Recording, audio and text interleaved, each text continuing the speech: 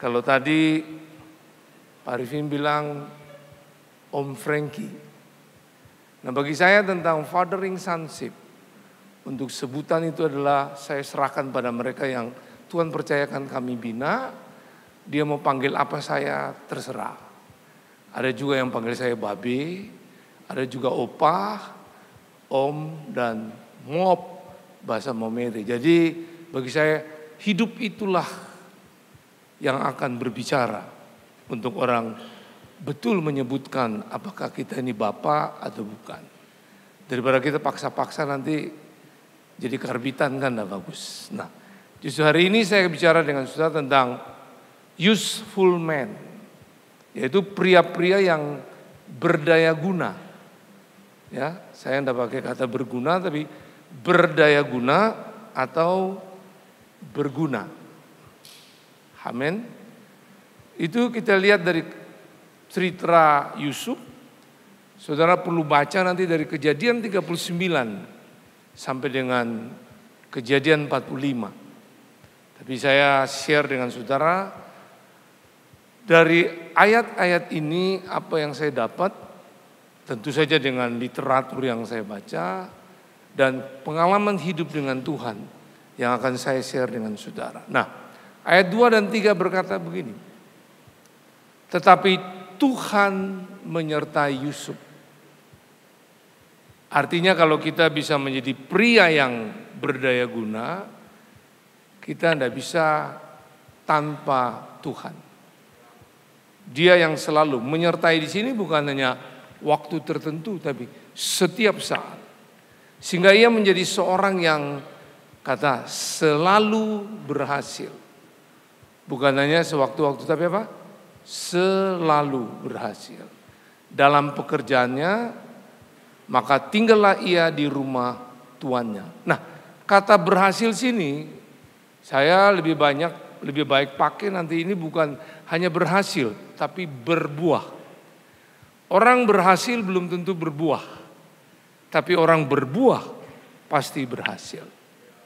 Nah, berbuah di sini berbicara berbuah karakter kita, keluarga kita, nilai-nilai kerajaan Allah, berbuah dalam pertobatan, berbuah dalam pelayanan, dan dalam segala hal yang semua tidak keluar daripada koridor kebenaran. Pekerjaan di sini bukan hanya bicara tentang di dunia karir, bukan, tapi juga di dunia yang kita sebut art, sport, dunia sebagai pengusaha, di dunia gereja maupun di dalam dunia development of the poor, ataupun di dunia pendidikan, keluarga dan pemerintahan. Itu ya kata pekerjaan sini. Nah, ayat yang ketiga, setelah dilihat oleh tuannya bahwa Yusuf disertai Tuhan dan bahwa Tuhan membuat berhasil segala sesuatu yang dikerjakannya. Nah, di sini kita lihat hidupnya bukan hanya untuk dirinya, tapi dia menjadi influence, pengaruh di mana Tuhan tempatkan. Haleluya. Jadi namanya berguna di sini, pria-pria yang berguna atau berdaya guna itu lebih berbicara bahwa kita ini menjadi pengaruh di dunia di mana Tuhan tempatkan, di 7 pilar itu. Ya. Sehingga kemana-mana yang kita pergi, kita lihat bukan hanya terjadi jumlah yang banyak di dalam setiap apa yang dipercayakan kepada kita, jumlah dalam hal materi, ataupun jumlah di dalam hal titel kita, atau jumlah di dalam jabatan kita, tapi bicara lebih di sini artinya pengaruh dengan nilai-nilai kebenaran. Haleluya. Amin. Nah, untuk itu kita akan belajar sama-sama gaya hidup apa yang harus kita latih untuk menjadi pria-pria yang berdaya guna. Gaya hidup apa? Ya, saya suka pakai istilah latih. Mungkin lantaran saya ini lahir daripada mantan atlet yang melatih, baik itu atlet karate atau wasit juri. Ya, jadi saya lebih suka pakai apa yang perlu kita latih untuk kita bisa betul-betul Orang melihat gaya hidup itu sehingga menjadi satu wujud nyata di mana kita berada. Nah, kita akan lihat Kejadian 39 ayat 9. Bahkan di rumah ini ia tidak lebih besar kuasanya daripadaku, dan tiada yang tidak diserahkannya kepadaku selain daripada engkau. Itu istri daripada Potifar. Sebab engkau istrinya. Bagaimanakah mungkin aku melakukan kejahatan yang besar ini? Dalam perhatian sini, dan berbuat dosa terhadap Allah. Jadi segala apapun cobaan, proses yang diizinkan Yusuf hadapi, nah ini kita harus latih. Selalu Tuhan itu menjadi pusat. Bukan masalah itu yang menjadi pusat. Masalah bagaimanapun berat yang kita hadapi, kalau kita pusat itu pada sumber, yaitu Tuhan yang lebih dari segalanya. Nah makanya kita lihat, kita akan bisa menjadi orang-orang dimanapun akan menjadi apa? Pengaruh, berdaya guna itu. Haleluya.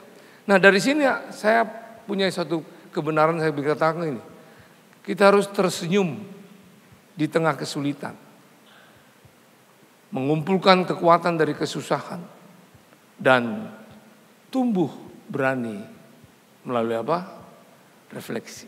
Nah, saudara lihat, Yusuf dibuang dalam sumur.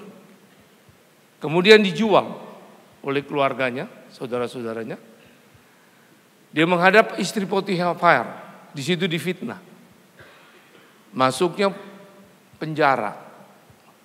Tapi akhirnya dipromosi Tuhan menjadi orang punya pengaruh, bukan orang nomor 1. Mangkubumi orang nomor 2, tapi punya pengaruh. Jadi untuk menjadi pengaruh bukan soal saudara harus menjadi orang nomor 1. Berapapun nomornya, Yesus nomor 1. Itulah yang harus kita muat. Jadi makanya kita harus latih di sini. Kesulitan apapun itu harus selalu kita tersenyum. Kata tersenyum karena Tuhan selalu juga suka tertawa menghadapi kasus-kasus saudara. Dan dia itu ada dalam hidup saudara. Jadi sebenarnya kesulitan apapun itu apa yang terjadi, itu kita sedang mengumpulkan satu kekuatan dari setiap kesusahan yang ada diizinkan pada saudara. Bukan kelemahan. Katakan, bukan kelemahan. Seorang pria harus tahu, tapi kekuatan. Nah, makanya kekuatan itu akan kita dapat, itu akan menjadi tumbuh berani sebagai laki-laki. Bukan banci. Haleluya. Jadi seorang laki-laki kekuatannya bukan di otot. Bukan six pack. Seorang laki-laki kekuatannya bukan di otot. Seorang laki-laki kekuatannya dia menjadi berani sebagai laki-laki Allah. Yaitu melalui refleksi. Selalu punya perenungan. Tuhan itu segala-galanya. Haleluya. Jadi apapun terjadi, di tengah-tengah itu selalu kita merenungkan, ada Tuhan di situ. Ya karena tadi disinggung dengan Pak Arifin tentang bagaimana hidup saya ini. Ya saya sekarang 70 tahun. Menuju 71 tahun. Saya tidak pernah tahu papa mama kandung saya, foto pun tidak pernah lihat. Bahkan DNA saya itu kacau balau. Ada yang bilang ada Cinanya, ada yang bilang ada Indonesianya, ada yang bilang ada Arabnya. Tapi akhirnya oleh kemurahan Tuhan baru tahun kemarin saya diberi berkat untuk tes DNA. Ternyata tidak ada Arabnya. Ada Malaysianya, Thailand, Vietnam, China, dan Indonesia. Nah bagi saya begini, saya tidak terlalu peduli itu. Justru bagi saya sekarang, segala yang saya alami hal-hal dulu, untuk di umur-umur saat ini, baru saya makin mengerti bahwa itu merupakan kekuatan untuk saya. Makanya Musa pun waktu mau mencapai 80 tahun, dia bilang umur manusia 70, sebenarnya umur kita 120 tahun. Dalam kitab Kejadian. Cuma saya bilang kalau kuat sampai 80 tahun. Kebanggaannya adalah kesukaran dan penderitaan. Waktu saya renungkan ayat itu ternyata Orang takut dengan kesengsaraan dan penderitaan. Sebenarnya enggak. Semua sudah Tuhan lakukan. Justru waktu kesusahan datang, semua datang. Ingat, Yesus sudah beri kemurahan, anugerah untuk setiap kita untuk fight. Bahwa di tengah-tengah itu ada tetap kebesaran Dia. Dia adalah Alfa dan Omega. Nah, jadi itu gaya hidup sebagai pria yang berguna. Kita harus tersenyum. Nah, kesulitan apa yang sudah hadapi? Baik itu di dunia karir ataupun keluarga. Nah, yang paling aneh seringkali kita lihat di dalam dunia pelayanan juga begitu. Sehingga jabatan jadi ribut, kedudukan jadi ribut, sebutan jadi ribut, pangkat jadi ribut, finance juga jadi ribut. Sehingga kita akhirnya sudah tidak melihat lagi kekuatan Tuhan yang bekerja dalam hidup kita. Malah selalu ada kelemahan sehingga visi misi kita jadi kabur. Kita tidak tahu arah hidup ini mau kemana. Seperti tadi bilang, seorang pria kalau tidak tahu tujuan hidup, dia adalah orang yang paling malang di muka bumi. Sekalipun dia hidup, sama seperti dia sudah mati.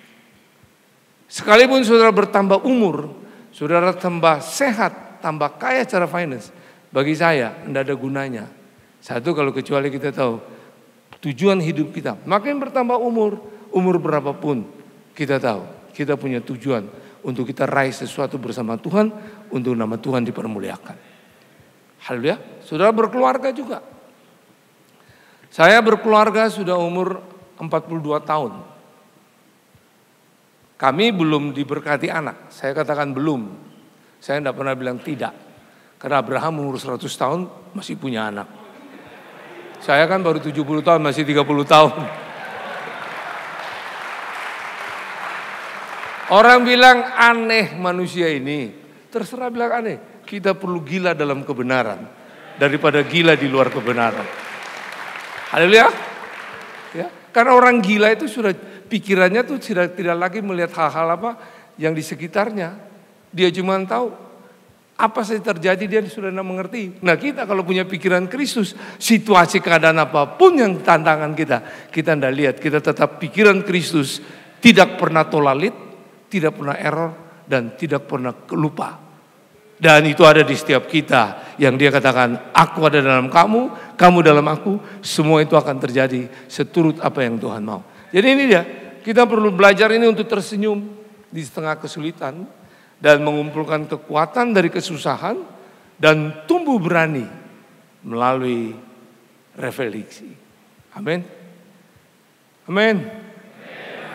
Ini yang harus kita latih. Jadi baru kita bisa berbuah. Berbuah tetap. Generasi kepada generasi. Ya. Jadi bagi saya mungkin kamar anak secara jasmani saya kosong. Tapi saya lihat kebaikan Tuhan. Yang kosong itu saya bisa tinggal bersama anak-anak yang datang dari anak-anak orang lain yang tidak diurusi, saya dipercaya untuk diurus. Di situ saya makin mengerti kesusahan itu jadi kegembiraan yang orang anggap itu tidak beruntung, saya anggap itu beruntung dan berkat. Sehingga hari lepas hari hidup itu makin terus bergairah karena tahu kekuatan itu semua itu dari kesusahan. Ya, makanya waktu saya mengalami tsunami di Palu, saya tahu di balik itu ada berkat yang besar. Waktu saya berada di lockdown di Papua 3 bulan, saya tetap Tuhan itu hebat dan Allah yang luar biasa. Haleluya. Amin. Ya, ini yang perlu kita. Jadi itu kita belajar. Ya, ini kebenaran yang gaya hidup yang pertama. Yang berikut kita lihat Kejadian 39 ayat 11 sampai dengan 12. Pada suatu hari masuklah Yusuf ke dalam rumah untuk melakukan pekerjaannya. Sedang dari seisi rumah itu seorang pun tidak ada di rumah. Perhatikan itu ayat 12. Lalu perempuan itu, istri Potifar, memegang baju Yusuf sambil berkata, marilah tidur dengan aku. Tapi Yusuf meninggalkan bajunya di tangan perempuan itu dan lari keluar. Anda lihat di situ, lari keluar. Lari keluar ini bukan pengecut. Tinggal di dalam itu pengecut. Kalau situasi kayak gini. Jadi kebenaran yang bisa saya share di sini yang perlu kita latih yaitu gini, mengetahui batas kemampuannya tapi mampu mengatasinya. Haleluya. Saudara semua tahu pasti batas kemampuan saudara. Kelemahan saudara di mana? Saya kelemahannya jelas di wanita, terutama yang remaja-remaja dan muda-muda, bukan yang tua. Bukan yang sudah menikah, bukan yang pernah menikah. Tidak, yang remaja dan muda. Ini yang saya harus katakan pada istri saya.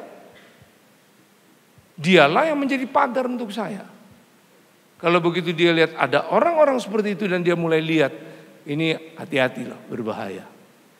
Nah, saya perlu mengerti itu kemampuan dan saya Tuhan pakai seorang penolong dan di situ saya harus tahu. Begitu saya berani ambil keputusan jujur di sini, Tuhan akan beri kemampuan untuk kita mengatasinya. Haleluya. Haleluya. Karena ada ayat bilang, di waktu kelemahan kita mengakui Tuhan memberikan kekuatan bagi hidup kita semua. Saudara tahu, mungkin jabatan harusnya sudah regenerasi, saudara masih pegang itu. Saudara tidak mau ada orang lain yang ambil bagian saudara. Itu juga menjadi berhala. Sehingga itu membuat kita tidak lihat terjadi expanding the kingdom. Perluasannya terjadi. Nah ini kita lihat. Bukan berarti di sini ngaur ya, bukan ngaur terus sembarang melepaskan tongkat estafet. Tapi perlu mengerti kalau itu Tuhan. Ya, jadi mengetahui batas kemampuannya. Makanya banyak orang juga melihat waktu saat ini saya bilang saya sudah tidak lagi untuk expand seperti 3 tahun kemarin saya masih ke Sulawesi Selatan, Sulawesi Tengah untuk church planting. Sekarang enggak. Saya lebih fokus bahwa saya untuk pelatihan kepada mempersiapkan generasi. Mereka adalah murid-murid Yesus. Haleluya. Jumlahnya enggak banyak. Ada dari Australia yang minta melalui Zoom. Ada juga dari Kalimantan Timur melalui Zoom. Saya layani karena saya punya goal. Karena ini bagian batasan yang Tuhan kasih. Dan saya juga disuruh berkhotbah. Kalau itu bukan bagian saya bilang enggak. Saya bicara sama apa? David sebagai apa? Panitia KLC kemarin. Saya David, kalau saya lihat tahun ini sudah janganlah saya event itu apa? Karena saya lihat ini perlu kelanjutan. Kalau tahun kemarin kita bicara tentang regenerasi. Nah orang-orang yang ada sekarang memang nyata di lapangan. Kasih mereka buat. Sedangkan saya bukan lagi bicara tentang untuk menjadi dampak di dalam scope expanding the kingdom. Itu tentang perusahaan gereja. Tapi kalau bicara untuk pelatihan, bagaimana menghadapi orang-orang tentang merelakan pada orang lain dan bisa menghargai senioritas seseorang dalam kemenangan Tuhan, saya ikut untuk bersaksi itu. Karena bagi saya itu jauh lebih penting untuk diri saya. Saya mau menjadikan diri saya apa yang Tuhan mau, bukan apa organisasi mau atau apa kata orang. Hanya kata Tuhan segala-galanya untuk kemuliaan bagi Dia. Jadi ini kita latih mengetahui batas kemampuannya tapi mampu mengatasinya. Haleluya. Kalau Yusuf tidak tahu batas kemampuannya, dia akan bilang mujizat ini tidak ada yang lihat. Ya. Nah makanya bagi saudara mungkin kalau dengar dapat WA dari seorang wanita yang menawarkan diri, saudara akan tidak suka. Kalau saya suka. Bukan diajak kencan, tapi saya untuk memberitakan nama Yesus Kristus Tuhan. Kalau sampai dia terima, saya cari di kota mana. Saya kontak anak-anak teman-teman saya untuk mereka di follow up. Tapi kalau tidak disuka, pasti bukan makin menjadi bilangan untuk menjadi murid. Itu cuma hanya cari sesuatu di balik itu. Haleluya. Loh, amin. Karena Tuhan tidak mencari penggemar. Tuhan tidak cari pengikut. Dia mencari murid. Haleluya. Dan saya percaya Yusuf bisa menjadi kuat di sini. Dia mengetahui batas kemampuannya, tapi mampu mengatasinya. Ini yang perlu dilatih. Nah, makanya seringkali kita lihat orang ini tidak belajar seperti ini. Dengar baik-baik, dia cuma fokus pada pemimpin senior. Misalnya saudara gembala wilayah atau gembala sektor, cuma kepada gembala senior, Pak Arifin. Sedangkan ada satu waktu Tuhan pakai di bawah saudara, mungkin jemaat. Kita sudah buta dan tuli, kita bilang, siapa kamu? Dan kita hilang promosi Tuhan yang Tuhan mau. Haleluya. Nah, ini yang mesti kita lihat. Karena satu waktu iblis bisa memakai itu. Simpson hebat di dalam pelayanan, sign and wonder. Kekuatannya, keluarganya pun tidak pernah cerita kepada siapa. Tapi saking bangganya dia dengan kekuatan itu, dapat teman Delila. Dia cerita kepada Delila. Akibatnya Delila bongkar rahasianya. Hidupnya hancur, akhirnya jadi pelawak. Dia pikir bukan keluarga siapa-siapa kok, teman kencan. Tidak apa-apa gue cerita. Sangat berbahaya.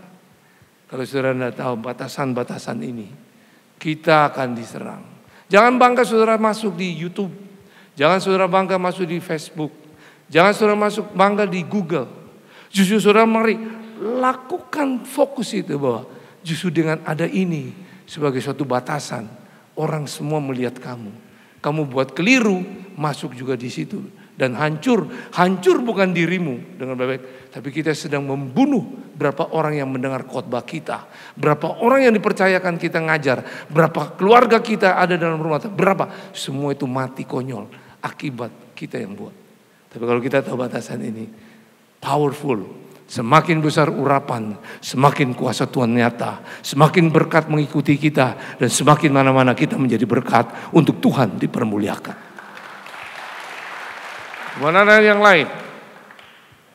Kejadian 39 ayat 21 sampai 23. Tapi Tuhan menyertai Yusuf dan melimpahkan kasih setianya kepadanya dan membuat Yusuf kesayangan bagi kepala penjara itu. Kesayangan. Sebab itu kepala penjara mempercayakan semua tahanan dalam penjara itu kepada Yusuf. Dan segala pekerjaan yang harus dilakukan di situ, dialah yang mengurusinya.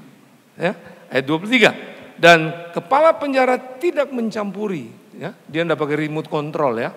Segala yang dipercayakannya kepada Yusuf karena Tuhan menyertai dia. Dan apa yang dikerjakannya dibuatnya Tuhan. Bukan Yusuf loh. Tuhan. Haleluya. Saudara dan saya ini cuma sarung tangan. Ya, saya kasih gambaran aja. Yang sering mungkin di sini pasti sering saya khotbah tentang sarung tangan itu. Kecuali saudara di satelit yang lain. Kita ini seperti sarung tangan. Sarung tangan tuh tidak bisa buat apa-apa. Kecuali ada tangan di balik sarung tangan itu. Setuju? Dan begitu sarung tangan itu ikuti gerakan tangan ini. Saya percaya apapun dia bisa lakukan. Tuhan sudah ada dalam saudara. Waktu saudara membuka hati untuk terima dia ada dalam saudara. Halo? Tuhan itu ada dalam saudara. Tapi sekedar adanya tidak cukup.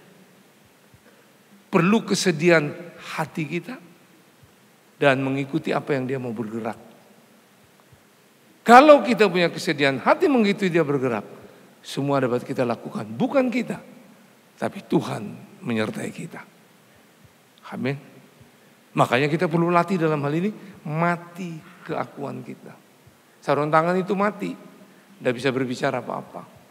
Kita harus latih itu. Ya. Jadi semakin kita bertambah umur sebenarnya itu masih diberi kesempatan untuk mematikan keakuan kita. Makanya jangan sampai kita hidup ini kita sia-siakan. Bahwa itu sekolah yang terbaik. Halo, supaya kita jelajah. Dari kebenaran ini saya punya pengertian yang saya terima. Tidak membangun tembok, melainkan membangun jembatan pengertian. dan kasih sayang. Yusuf, walaupun di penjara, dia tidak membangun tembok.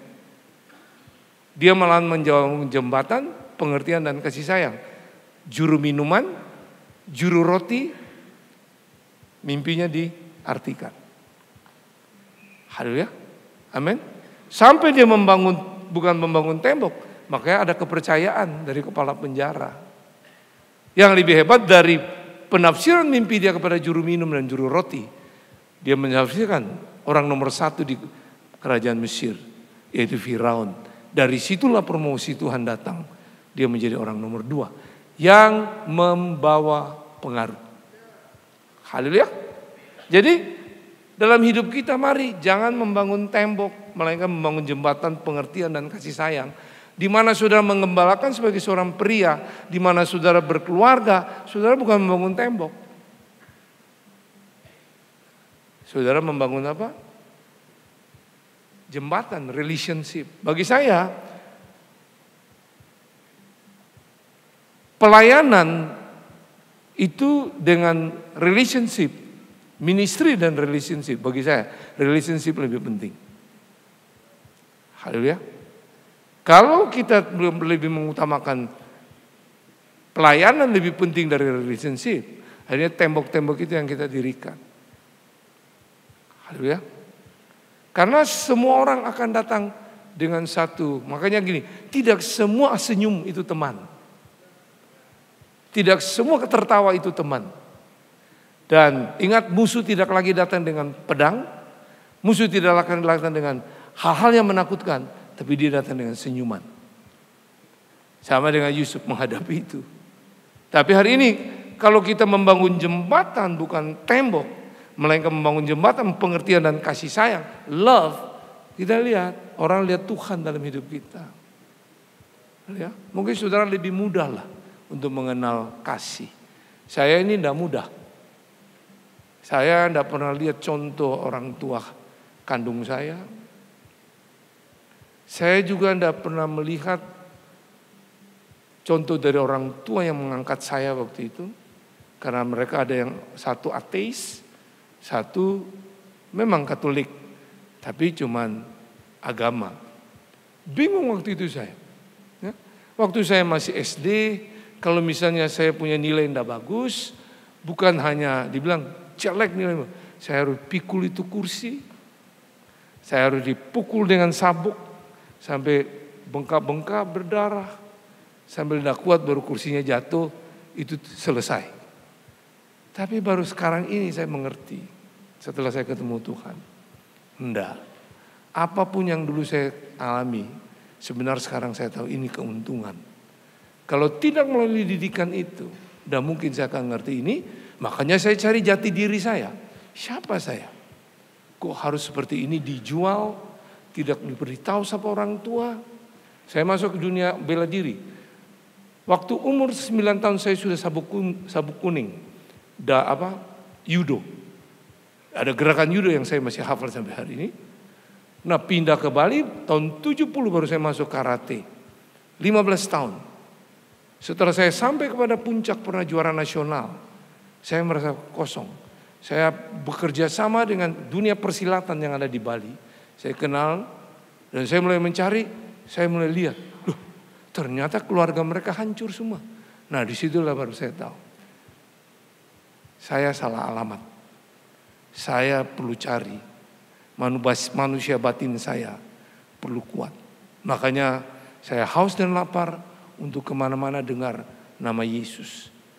Dan waktu saya masih dalam kejuaraan, ikut juara nasional, itu saya dengar suara yang berbisik, kamu tidak akan bisa juara. Dipegang Jawa Timur sekian tahun, tidak mungkin. Tapi saya tiba-tiba bisa ngomong, Tuhan pasti tolong saya. Betul. Dan kami juara nasional 85 waktu itu. Di dunia kesenian. Habis itu saya lihat, hebat ya nama Yesus itu.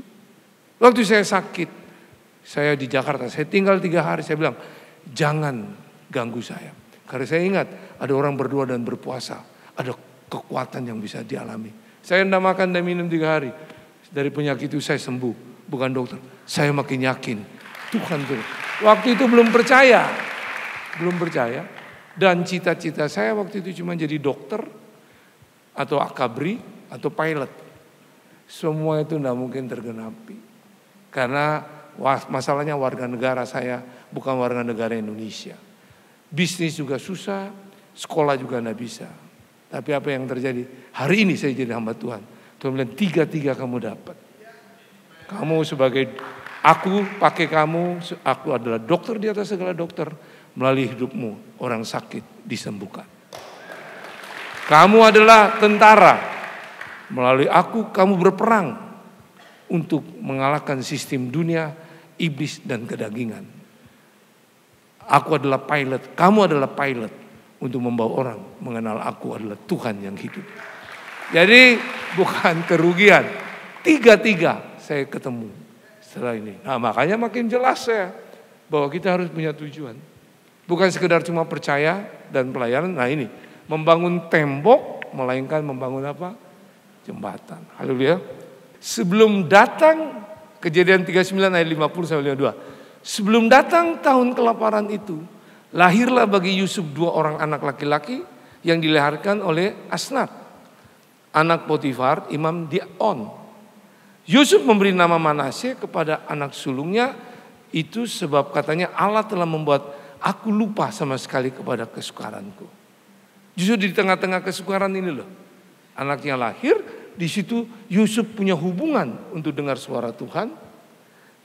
Berarti mereka punya fellowship yang kuat juga dalam keluarga. Ya, kepada kesukaranku dan kepada rumah bapakku, yaitu keluarganya sendiri. Ayat 52. Dan kepada anaknya yang kedua diberi namanya Efraim, sebab katanya Allah membuat aku mendapat anak dalam negeri kesengsaraanku. Semua yang dia bicara Tuhan. Mau naik ke jabatannya, dipromosi, mau dalam kesukaran, mau dalam kesenangan. Saya percaya ini pun dia buat kepada istri dan anak-anaknya. Dari kebenaran ini saya mengambil kebetulan gini, mencintai istrinya dan menempatkan keluarga sebagai hal yang penting dalam hidup. Tidak ada hal yang lain dapat memberikan lebih banyak kedamaian dan kepuasan dalam hidup selain menjadi suami dan ayah yang lebih baik. Setuju? Ini dia. Ya, saya sendiri belum punya anak, tapi mereka yang tinggal di rumah kami, saya jadikan mereka anak. Soal mereka mau panggil saya papa atau enggak terserah, tapi hati saya harus jadi teladan untuk mereka. Ya, semua apa yang dibuat, saya pasti memperdulikan. Ya, istri saya adalah penolong dan dia juga membawa inspirasi untuk saya. Dan mungkin dia bukan orang yang berkhotbah di atas panggung ini, tapi dia pengkhotbah yang terbaik untuk saya. Kalau ada hal-hal yang betul-betul dia lihat sangat berbahaya, dia beritahu. Ya, makanya selalu dia bilang, saya cuma mau melihat kamu sampai akhir hidupmu, kamu tetap dalam rencana Tuhan. Dia tidak berdoa supaya kamu tetap diurapi, makin dipakai Tuhan, dan orang tetap dalam rencana Tuhan, diurapi, dipakai, itu upah. Karena itu yang lebih penting, selalu berada dalam rencana Tuhan. Amin. Jadi ini dia, istri, ya, menempatkan keluarga sebagai apa hal yang penting. Nah makanya kami di keluarga suami istri punya visi, dipulihkan untuk memulihkan menjadi bapak bagi generasinya. Jadi anak-anak yang di rumah kami latih menjadi murid Tuhan. Untuk mereka nanti kepada regenerasi yang lain. Tapi mimpi itu tidak semua nyata. Ada yang sudah keluar masuk penjara malahan. Ada yang sudah keluar bebek jadi pengedar narkotika. Mati, ada yang mati di dalam sangat keganas, sangat mengerikan, dilindas truk. Ada juga yang mati karena penyakit yang lebih tinggi dari HIV. Nah itu apa membuat saya bisa tetap kuat? Saya bilang gini, tugas saya cuma jadi teladan. Yang penting saya tidak buat itu. Soal orang itu berubah, itu dirinya dia dengan Tuhan. Haleluya. Amin. Jadi yang penting saya bilang kita dengan istri dan anak-anak itu selama di rumah Mereka itu adalah penopang kita. Nah makanya apa yang tadi Pak Arifin share, saya aminkan bahwa ingat, tidak ada gunanya saudara menjangkau seluruh bumi ini. Tapi kalau keluarga kita tidak di dalam koridor kebenaran. Tapi tidak usah kecil hati, selagi saudara masih hidup, itu masih ada kesempatan untuk saudara mau berubah, dirubah dan berubah. Haleluya. Karena Tuhan tidak pernah mengingat masa lalu kamu. Apapun seburuk kamu, termasuk saya. Yang penting dia bilang, maukah hari ini bersama aku kita rubah hidupmu. Haleluya. Itu yang terpenting. Dan mujizat masih terjadi. Amin. Jadi saya tidak pernah tuntut mereka kalau sudah nanti di luar melayani, jangan lupa upetinya ya. Jangan lupa sapa kamu ya. Enggak. Karena prinsip saya, semua keuangan hidup saya itu semua dari Tuhan. Jadi saya ini cuma pengelola. Juga dalam hal-hal rohani semua. Kita jadi contoh, orang mau hidup sesuai itu enggak. Ada juga yang kadang-kadang tidak tahu terima kasih, sudah dibuat begitu, kata terima kasih juga enggak. Bahkan ketemu di restoran lagi makan, pura-pura enggak kenal. Apa sakit? Enggak. Karena saya ada prinsip ini, kumpullah kesusahan dan kesedihan. Di balik itu ada kekuatan, keberanian untuk kamu menghadapi hidup. Amin. Dan yang terakhir, Kejadian 41, 56 sampai 57. Kelaparan itu menjelajah di seluruh bumi. Maka Yusuf membuka, saudara perhatikan situ, segala lumbung loh ya, membuka segala lumbung dan menjual gandum kepada orang Mesir, sebab makin hebat kelaparan itu di tanah Mesir. Juga dari seluruh bumi datanglah orang ke Mesir, bangsa-bangsa ini, untuk membeli gandum dari Yusuf, sebab hebat kelaparan itu di seluruh bumi. Yang perlu kita latih, membela keadilan, menentang ketidakadilan, dan memperjuangkan kesetaraan. Dari warna inilah, waktu zaman COVID, Tuhan kasih kami keluarga untuk melayani dengan gaya hidup Yusuf. Kami tidak bisa buat banyak-banyak, kami buat mie kejujuran. Untuk memberi makan khusus jalan Gunung Kidul. Karena dulu mereka, waktu kami sungguh dengan Tuhan, dilempar kotoran anjing. Sekarang Tuhan bilang, kamu diberkati, coba.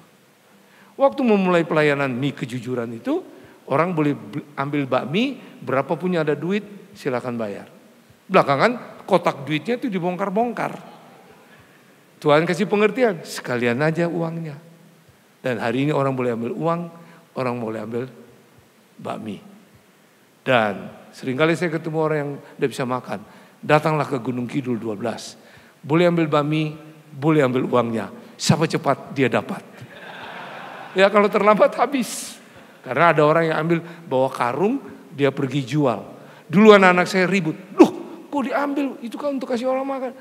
Tetangga ribut. Saya bilang biarin, kamu sedang menyediakan modal untuk usahanya dia. Kan lebih hebat, makin lama makin naik tingkat, nama Tuhan dipermuliakan. Sampai Pak Anton pernah bilang, ya, saya share ya Pak ya, di kantor mereka kan ada langganan untuk box lunch. Pak Anton bilang, hebat sekali Pak Franky, itu ada nama Gunung Kidul di situ, kotak lunchnya. Saya bilang saya tidak pernah jual nasi bungkus. Ya tahu Pak Anton? Saya bilang coba foto. Ternyata betul itu kotak bakmi. Rupanya bakminya dimakan, kotaknya dijual. Karena kotaknya juga kotak yang bukan murah, yang bagus kita bikin yang bagus, ada stikernya. Tapi waktu dapat itu Pak Anton, saya cek itu orangnya, dia tidak tiap selalu pakai kotak itu. Tapi saya punya ide baru, sekalian aja saya tulis logonya, God love you abundantly. Dan sampai dia berani buat lagi, berarti mau dia terima Tuhan, kita akan kejar dia untuk terima Yesus. Amin. Ya, oke. Dan Kejadian 4:5, tapi sekarang janganlah bersusah hati dan janganlah menyesal diri. Karena kamu menjual aku ke sini. Sebab untuk memelihara kehidupan Allah menyuruh aku mendahului kamu. Semua saya senang. Semua Tuhan, semua Tuhan, semua Tuhan. Jadi ayat 15, Yesus mencium semua saudaranya itu. Dengan mesra loh. Dan menangis sambil memeluk mereka. Sesudah itu baru saudara-saudaranya bercakap-cakap dengan dia. Kebenaran yang terakhir ini tidak diukur dari prestasinya, tapi dari karakternya. Haleluya. Nah, ini yang perlu kita latih. Jadi pelayanan di belakang mimbar ini ada waktunya, ada masanya berakhir.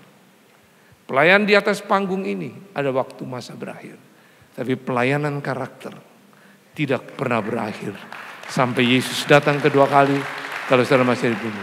Ini harus saudara ingat. Jadi mari kita bersama-sama kita menjadi pria-pria yang berdaya guna.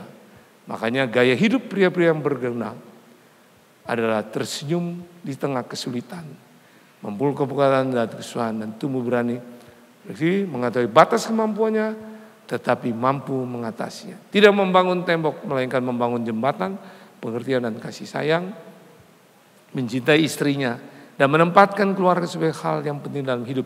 Tidak ada hal lain yang dapat memberikan lebih banyak kedamaian dan kepuasan dalam hidup selain menjadi suami dan ayah yang lebih baik.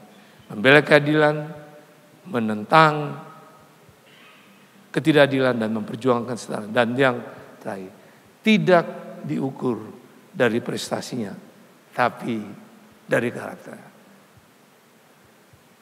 Jesus love you all abundantly. Tuhan memberkati.